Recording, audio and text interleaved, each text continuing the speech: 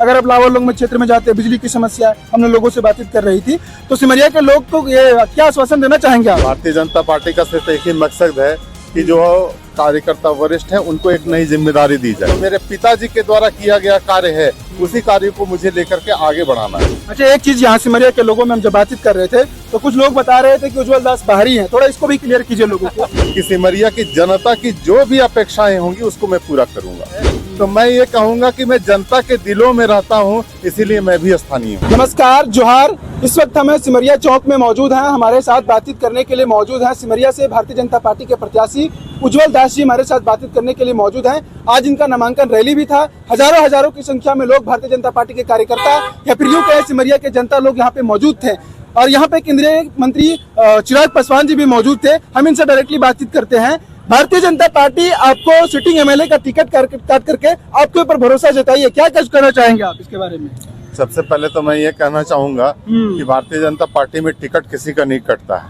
Bharatiya Janata party का सिर्फ एक ही मकसद है कि जो कार्यकर्ता वरिष्ठ हैं उनको एक नई जिम्मेदारी दी जाए।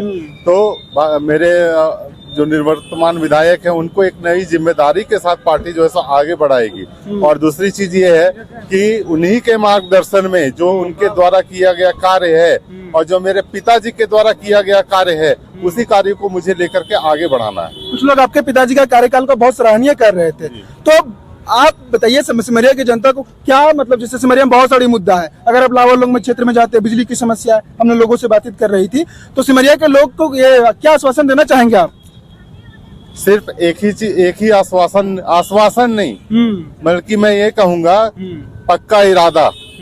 और मैं पक्का इरादा करके कहता हूँ कि सिमरिया की जनता की जो भी अपेक्षाएं होंगी उसको मैं पूरा करूंगा। पूरा करेंगे। आप ये बताइए कि पिछले बार भी भारतीय जनता पार्टी यहाँ से कुसुम कुमार दास यहाँ से कमल खिलाए थे, तो क्या इस बार आप भी यहाँ से सिमरिया से कमल खिलने वाला है? जरूर खिलेगा। सिमरिया के हर घर में कमल खिलेगा। और सिमरिया ही नहीं, सिमरिया के साथ साथ सटे हुए हमारे चतरा में भी कमल खिलेगा। और हमारे एनडीए के प्रत्याशी जनार्दन पासवान जी भी और भारी मतों से हम लोग विजय होंगे। अच्छा, एक चीज यहाँ सिमरिया के लोगों में हम जब बातचीत कर रहे थे तो कुछ लोग बता रहे थे कि उज्जवल दास बाहरी हैं, थोड़ा इसको भी क्लियर कीजिए लोगों को।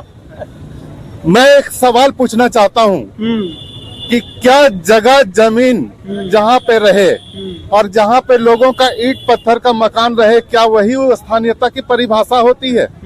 अगर ये स्थानीयता की परिभाषा है तो मैं ये कहूँगा कि मैं जनता के दिलों में रहता हूँ, इसीलिए मैं भी स्थानीय हूँ। कुछ लोग हमें चैलेंज भी कर दिए, बोल रहे थे कि क्या उनका वोटर आईडी है यहाँ पर सिमरिया में? जिनके पिताजी 4 बार विधायक रहे, उनसे जो पूछते हैं कि ये स्थानीय है क्या, उनको सोचना चाहिए कि जिनके पिताजी 4 बार सिमरिया विधानसभा का सेवा किए हैं और जिनका ट्रैक रिकॉर्ड पूरे सिमरिया विधानसभा में सबसे अच्छा सराहनीय रहा है, आज भी जनता के दिलों में उनका स्थान है। तो वैसे व्यक्ति के पुत्र को बाहरी बोलना उनको अपमानित करने जैसा। चलिए, बहुत बहुत धन्यवाद। हमारे साथ बातचीत कर रहे थे सिमरिया के प्रत्याशी उम्मीदवार उज्जवल दास जी थे। देख सकते हैं उनके कार्यकर्ता के बीच में काफी उत्साह है। हमारा नाम है प्रणीत और कैमरे के पीछे विकास। शुक्रिया।